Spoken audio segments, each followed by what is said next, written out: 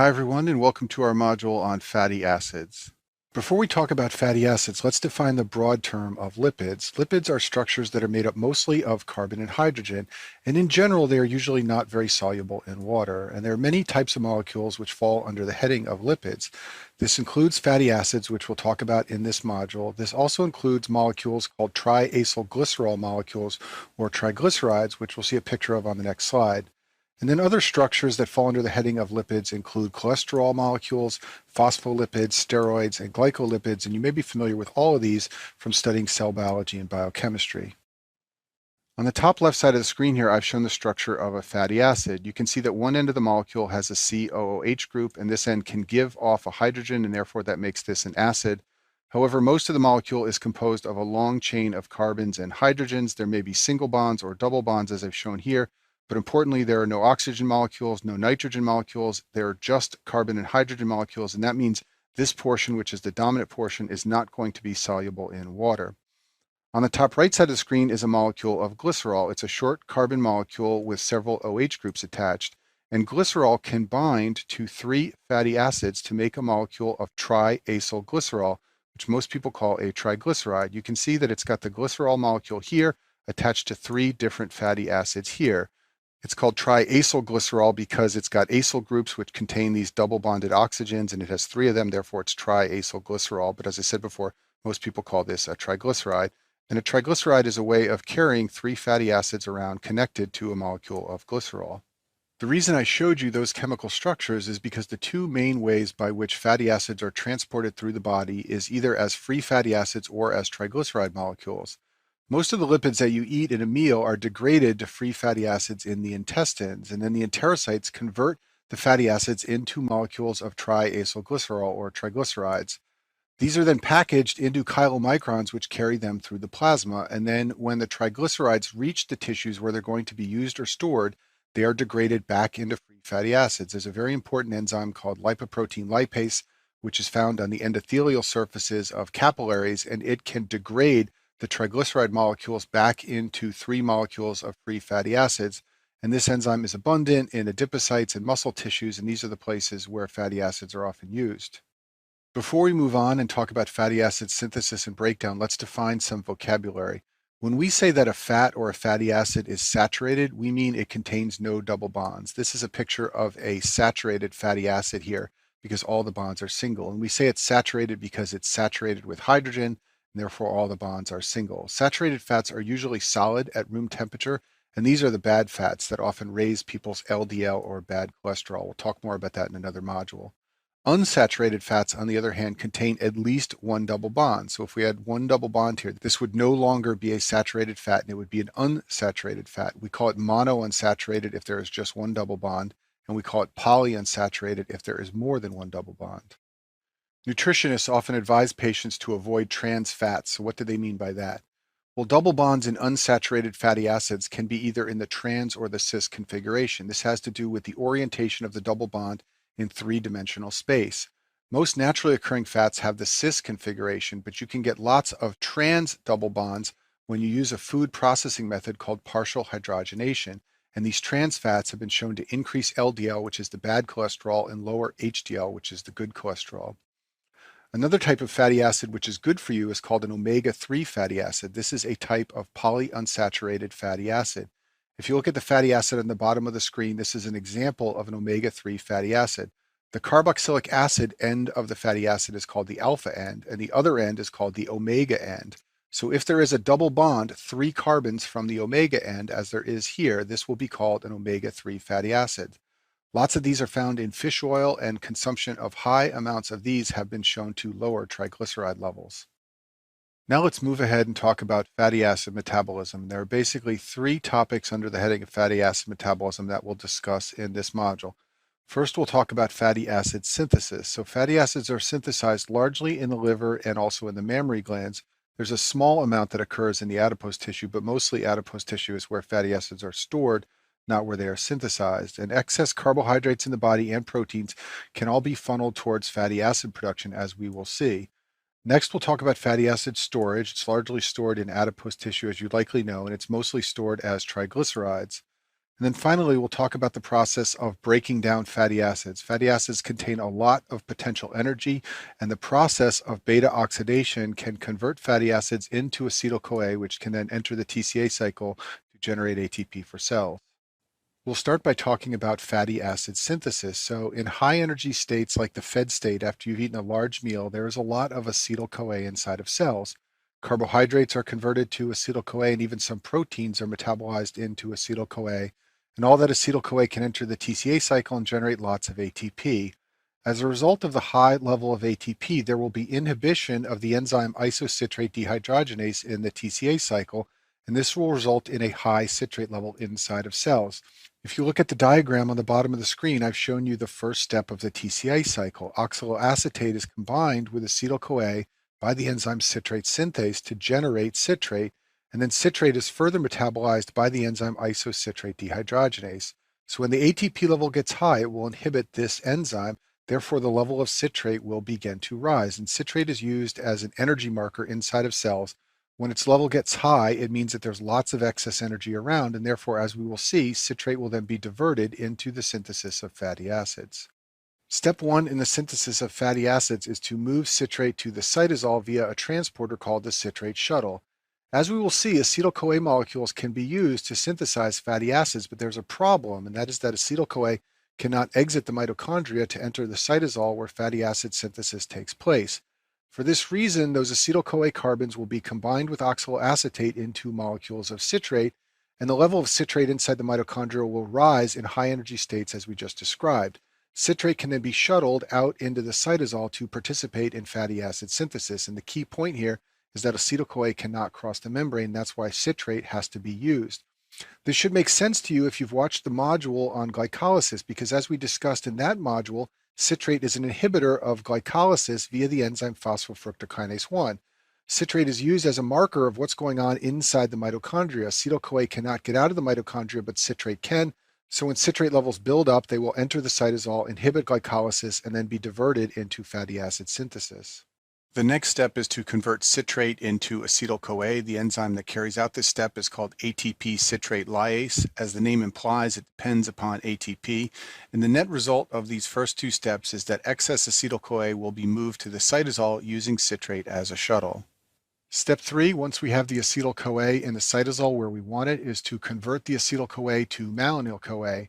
This is the rate-limiting step in fatty acid synthesis, and just like the rate-limiting steps in other pathways, this is where most of the regulation occurs. On the bottom left side of the screen is the structure of acetyl-CoA, and on the right side of the screen is malonyl-CoA. And you can see that malonyl-CoA is larger by one carbon molecule, and that carbon comes from carbon dioxide, and therefore the enzyme that catalyzes this step is appropriately called acetyl-CoA carboxylase. And just like many other carboxylase enzymes, acetyl-CoA carboxylase uses biotin as a cofactor. We'll talk more about that on the next slide. There is some very important regulation that occurs at this step. I told you that when citrate levels are high, it means the energy content of a cell is high, and therefore citrate will activate this step to stimulate fatty acid synthesis. Insulin levels are also high after a meal, and that will stimulate this step so that fatty acids will be synthesized. And then glucagon and epinephrine have the reverse effect. They will inhibit this enzyme. And then finally, malonyl-CoA is a very important tie-in with beta oxidation, which is the breakdown of fatty acids. Malonyl-CoA inhibits beta oxidation so that you don't have fatty acid synthesis and breakdown going on at the same time. I've shown a review article by Daniel Foster on the bottom of the screen here. He was one of the first people to show that malonyl-CoA inhibits beta oxidation. And this review article is a nice way to make some of these concepts of fatty acid metabolism stick in your mind by reading about how they were discovered. Let's briefly review the vitamin biotin, which is also called vitamin B7. It's an important cofactor for carboxylation enzymes. These enzymes all add one carbon groups to molecules via carbon dioxide. In the gluconeogenesis module, I talk about pyruvate carboxylase. We're talking about acetyl-CoA carboxylase now. And later in this module, we'll talk about propionyl carboxylase, which is important for odd-chain fatty acids. Step 4, once we have created molecules of malonyl-CoA, is synthesis of a structure called palmitate. The enzyme that catalyzes this step is called fatty acid synthase. It basically combines carbons from acetyl-CoA and malonyl-CoA to make a large 16-carbon fatty acid called palmitate. This is the structure on the bottom of the screen here. Fatty acid synthase is a multifunctional enzyme that catalyzes a complicated series of reactions to create palmitate. You don't need to know all of that, but what you should be aware of is that fatty acid synthase uses NADPH, which comes from the HMP shunt, and therefore one of the many roles of NADPH is to assist in fatty acid synthesis. Once palmitate has been synthesized, it can be modified to create other fatty acids that the body may need, and then those fatty acids can be used by tissues based on their individual needs. When there are excess fatty acids present in the body, they will be converted into triacylglycerols, and triacylglycerols are the molecules that are stored inside of adipose tissue. So now we have talked about how cells can start with citrate and synthesize fatty acids from palmitate. We've also talked about how those fatty acids can be converted into triglycerides and stored in adipose tissue. But now let's talk about how our body breaks down those triglycerides in adipose tissues when it wants to use those carbon structures for energy. And the most important enzyme here is an enzyme called hormone-sensitive lipase. It removes fatty acids from triglyceride molecules in fat cells, and it's activated by glucagon and epinephrine so that when these hormone levels increase, they will stimulate the breakdown of triglycerides into fatty acids that can be used by cells in the body. So this is the structure of triacylglycerol, or a triglyceride, on the screen here, and this is the structure in which fatty acids are stored inside of our fat cells. When hormone-sensitive lipase is activated, it will release free fatty acids into the plasma, and it will also release molecules of glycerol. Basically, it will lyse the structure right here and let the molecule of glycerol go free and send the free fatty acids out into the bloodstream. We'll talk about what happens to those free fatty acids in a minute, but first let's talk about the fate of those glycerol molecules that come from triglycerides. Glycerol molecules can travel to the liver, where there's an enzyme called glycerol kinase that can convert glycerol into glycerol 3-phosphate. Glycerol 3-phosphate can then be converted into dihydroxyacetone phosphate, which you may recall is an intermediate in the glycolysis pathway. This means that those glycerol molecules can go to the liver and then be used for energy or be converted back into glucose via the pathway of gluconeogenesis. So glycerol molecules are soluble in water and they can be easily transported through the plasma to the liver. But what about fatty acids? Remember I told you fatty acids are not soluble in water. Therefore, they need help to be transferred through the plasma, and they get that help from albumin. They're bound to albumin, and they are transferred from adipocytes to tissues that are going to use them as a source of energy. There are two important tissues that do not use fatty acids for energy that you should always remember, especially for step one. Red blood cells conduct only glycolysis. They lack mitochondria, and they cannot conduct other metabolic pathways, including beta oxidation of fatty acids. And then finally, the brain does not use fatty acids as a source of energy. It uses glucose and ketone bodies only. The reasons for this are poorly understood. It used to be believed that fatty acids could not cross the blood-brain barrier. It now appears that it is more complex than that. But in any event, evolutionarily, our brain does not have the ability to metabolize fatty acids. Once fatty acids travel via albumin to the tissues where they are going to be used as a source of energy, they are further metabolized by a process called beta oxidation. This process is the stepwise removal of 2 carbon units from the long-chain fatty acid molecule, and it produces acetyl-CoA, which can enter the TCA cycle, also NADH and FADH2, which can enter electron transport. And as you can imagine, with the fatty acid being such a long molecule, it can produce lots and lots of acetyl-CoAs, much more than can be produced from a single molecule of glucose. The first step in beta oxidation involves conversion of fatty acid molecules into molecules of fatty acyl-CoA. On the left side of the screen is the generic structure of a fatty acid. It has a long chain of carbons and hydrogens represented by the letter R here, attached to a carboxylic acid group. There's an enzyme called long-chain fatty acyl-CoA synthetase, which will convert this molecule into a molecule of fatty acyl-CoA. Basically, it leaves the long chain of carbons and hydrogens intact. It also leaves the carbon double bonded to an oxygen intact, but then it adds a molecule of coenzyme A. Obviously, this process requires coenzyme A, and it also requires ATP. Step 2 is to transport the fatty acyl-CoA molecule from the cytosol where it was formed to the inner mitochondria where the remaining steps of beta oxidation will occur. And this transport involves something called the carnitine shuttle. This is the structure of the molecule carnitine on the screen here. It's a molecule that's found in nature. You can consume it in your diet. It can also be synthesized by the body from the amino acids lysine and methionine. However, only the liver and kidney can synthesize carnitine de novo. The muscle and heart depend on dietary sources or carnitine synthesized by other tissues. So now let's walk through the process whereby the carnitine shuttle moves molecules of fatty acyl-CoA from the cytosol to the mitochondrial matrix where they can undergo the next steps of beta oxidation. Fatty acyl-CoA molecules can move into the intermembrane space, but they cannot cross into the mitochondrial matrix. So once they are in the intermembrane space, they are converted into structures called acylcarnitines. The enzyme that carries out this conversion is called carnitine palmitoyltransferase 1, or CPT1. This is a membrane-bound enzyme that uses carnitine to essentially bump off the CoA portion of the fatty acyl-CoA molecule and create an acylcarnitine, which is a long chain of carbons and hydrogens, that's the R group, bonded to a C double bond O to a carnitine molecule. Now note that CPT1 is a membrane-bound enzyme, so in the cytosol, malonyl-CoA can inhibit this enzyme, and that's important because, as we talked about before, you don't want beta oxidation and fatty acid synthesis occurring at the same time. So when fatty acid synthesis is occurring, malonyl-CoA levels will get high. That will inhibit CPT1. There will be less carnitine shuttle activity and therefore less beta oxidation. Acylcarnitine molecules can then move into the mitochondrial matrix, and once you have acylcarnitine molecules in the mitochondrial matrix, they are converted back into fatty acyl-CoA molecules by an enzyme called CPT2. And once you have fatty acyl-CoA in the mitochondrial matrix, these molecules can now undergo the further steps in beta oxidation. So the big picture here is that the carnitine shuttle takes molecules of fatty acyl-CoA and moves them through this entire process into the mitochondrial matrix. If you are deficient in carnitine, you will be unable to metabolize fatty acids, and there are several potential reasons for which patients can become carnitine deficient.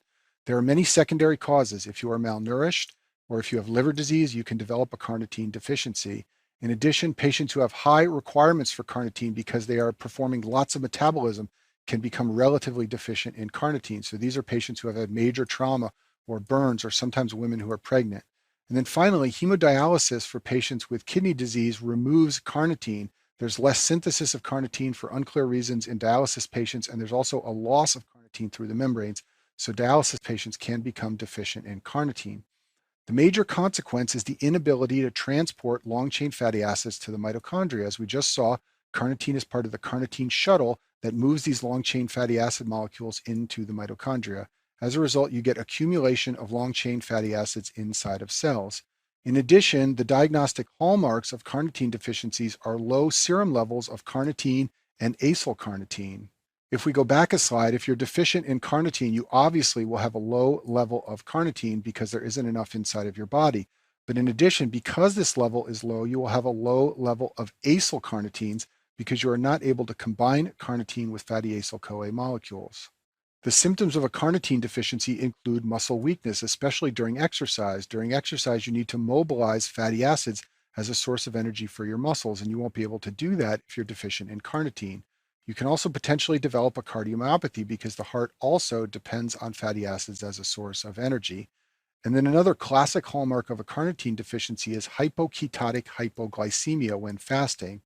So when you are fasting, you normally use fatty acids and glucose from gluconeogenesis as a source of energy. However, people with a carnitine deficiency cannot metabolize fatty acids, so they can only use glucose. They will overuse the glucose, and this will make them hypoglycemic. In addition, without fatty acid breakdown to generate acetyl-CoA, you do not have a source from which to generate ketones, so you have poor ketone synthesis without fatty acid breakdown. As a result, you get hypoketotic hypoglycemia, and this is a very unusual finding. Normally, when you are hypoglycemic, you also have high levels of ketone bodies because you're metabolizing lots of fatty acids. That is not the case in a carnitine deficiency. There's a rare inborn error of metabolism called a primary systemic carnitine deficiency. Babies born with this disorder have a mutation affecting carnitine uptake into cells. It's not that they lack carnitine or are deficient in carnitine, it's that they can't move the carnitine into their cells so that they can use it in the metabolism of fatty acids. Babies born with the infantile phenotype present in the first 2 years of life with a constellation of symptoms that are all related to buildup of fatty acids in the body that can't be metabolized. These babies often have encephalopathy and hepatomegaly. In addition, they can have high levels of ammonia from liver failure. They get hypoketotic hypoglycemia, as we discussed before. They also get low serum carnitine levels, and this may seem counterintuitive since I told you the problem is not carnitine deficiency.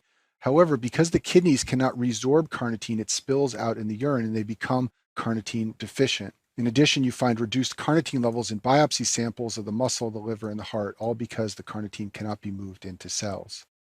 So back to our steps of beta oxidation. Now that we have moved our acyl-CoA molecules into the mitochondrial matrix, we can do the next step, which is to begin cycles of beta oxidation. Each cycle of beta oxidation will remove 2 carbons and shorten the chain by 2, and in the process it will generate NADH and FADH2 and acetyl-CoA.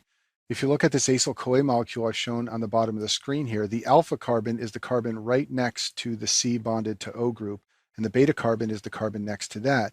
Basically, this process will lop off this molecule, and you may not realize this, but this is an acetyl-CoA molecule right here once you lop it off. It will then oxidize the beta carbon to attach an oxygen here. That's how it gets its name, beta oxidation. And then it can reattach the CoA group, and thus it will have shortened the fatty acid molecule by 2 carbons. The first step in a cycle of beta oxidation involves an enzyme called acyl-CoA dehydrogenase. This enzyme adds a double bond between the alpha and beta carbons. I've shown that here with a single bond between the 2 carbons, and after metabolism by acyl-CoA dehydrogenase, you now have a double bond, and in the process you generate a molecule of FADH2. There are many different acyl-CoA dehydrogenase enzymes that metabolize fatty acids based on the length of their chain. It's a family of 4 enzymes, and there's one that works on the short chain fatty acids, another one for the medium and long chain, and finally a dehydrogenase that works on the very long chain fatty acids. And there's a well-described deficiency of the medium chain enzyme that you should know about for step 1. An MCAD deficiency is a medium chain acyl-CoA dehydrogenase deficiency. This is an autosomal recessive disorder that results in poor oxidation of 6 to 10 carbon fatty acids. If we go back a couple of slides, this is the enzyme deficiency in an MCAD disorder. As a result, you cannot lop off acetyl-CoA molecules from the end of these medium chain fatty acyl-CoA structures. If we go back to this slide of the carnitine shuttle, when you have an MCAD deficiency, you cannot perform further metabolism of fatty acyl-CoA. As a result, you will get high levels of acyl-carnitine in the plasma, and this is one of the hallmarks of an MCAD deficiency. So children with this deficiency have severe hypoglycemia without ketones during periods of fasting. They overuse glucose because they cannot metabolize fatty acids, and because they cannot metabolize fatty acids, they do not generate ketones well. Another unique finding of an MCAD deficiency is dicarboxylic acids of 6 to 10 carbons in length in the urine. This is the structure of a dicarboxylic acid here. These are synthesized by omega oxidation of fatty acids. Normally the beta carbon is oxidized. However, there is a minor pathway called omega fatty acid oxidation that oxidizes the omega carbon, which is the last carbon in the chain. Normally this pathway doesn't do much, but when beta oxidation is not functional, fatty acids will undergo omega oxidation. The result is production of dicarboxylic acids, and elevated levels of dicarboxylic acids are a hallmark of MCAD deficiency or any other process that disrupts beta oxidation. And then, as I said before, the levels of acyl-carnitine can become elevated because the carnitine shuttle is backed up. As I mentioned, there is severe hypoglycemia when fasting, and the reason for this is because gluconeogenesis is shut down. Pyruvate carboxylase, which is a key enzyme for gluconeogenesis, depends on acetyl-CoA, but acetyl-CoA levels get very low if you cannot perform beta oxidation. As a result, you have poor synthesis of glucose by the liver via gluconeogenesis, and in addition, all your other tissues are gobbling up the glucose because that is the only fuel available. This is all exacerbated by fasting, as I said before, and also in settings of infection when metabolic processes increase. And the treatment for children with this deficiency is to avoid fasting because it can be life-threatening. The last topic I'll discuss in this module is odd-chain fatty acid metabolism. When fatty acids have an even number of carbons, like 12 or 16 or 20, they are simply metabolized by beta oxidation until the molecule is gone. However, if the fatty acid has an odd number of carbons, beta oxidation will proceed until 3 carbons remain. When 3 carbons remain, you have a structure called propionyl-CoA that I've shown on the screen here. This is 1 carbon, this is the 2nd carbon, and this is the 3rd carbon. Propionyl-CoA will be metabolized into succinyl-CoA, which can enter the TCA cycle. And this is an important point, because what this means is that odd-chain fatty acids can be used in gluconeogenesis to generate glucose. That is not true of even-chain fatty acids. They are metabolized to acetyl-CoA, which can enter the TCA cycle for energy, but cannot be used to generate glucose. And I've summarized that point here. Odd-chain fatty acids can lead to glucose. The first enzyme in the process of converting propionyl-CoA to succinyl-CoA is called propionyl-CoA carboxylase, and this requires biotin as a cofactor, just like all carboxylase enzymes. You should be aware that propionyl-CoA is a gateway to the TCA cycle for many different substances. We just talked about how odd-chain fatty acids can be converted to propionyl-CoA, but so can cholesterol and so can some amino acids like isoleucine, valine, threonine, and methionine. All of these structures here can be converted into propionyl-CoA and then into methylmalonyl-CoA using that carboxylase enzyme that requires biotin.